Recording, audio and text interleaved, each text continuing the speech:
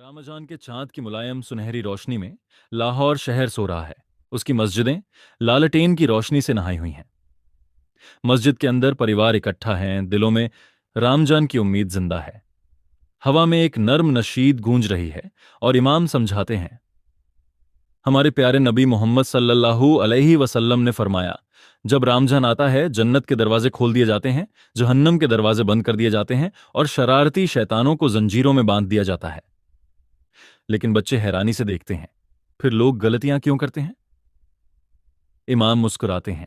जब शैतान बांध दिए जाते हैं तब भी हमारा नफ्स, हमारी अपनी इच्छाएं और आदतें बाकी रहती हैं।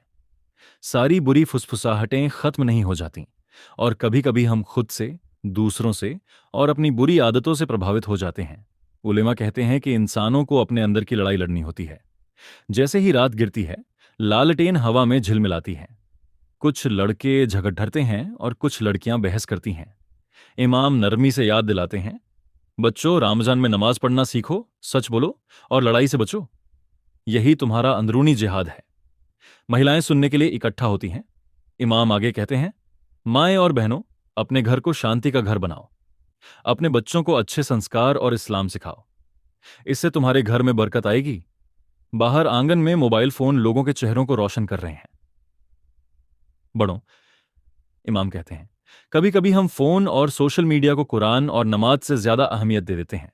इनका कम इस्तेमाल करो, ज्यादा कुरान पढ़ो, अपने गुस्से को काबू में रखो, इवन छोटी बातों पर भी। ईमान की कमजोरी या बुरी संगत हमें रामजान में भी गुनाह की तरफ ले जा सकती है। जैसे ही मस्जिद में तरावीह की नमाज शुरू होती है, सब कंधे से कंधा मिलाकर खड़े हो जाते हैं। शहर उम्मीद से गूंज उठता है। बच्चे वादा करते हैं कि वे आज्ञाकारी बनेंगे, बड़े अपने फोन रख देते हैं और माएं अपने परिवार के लिए दुआएं फुसफुसाती हैं। यह रात सब्र और जिक्र से भरी हुई, नफ्स को हराने और अल्लाह की रहमत पाने की पहली सीढ़ी है। रामजन की असली जीत अपनी इच्छाओं और आदतों से जिहाद करने में है।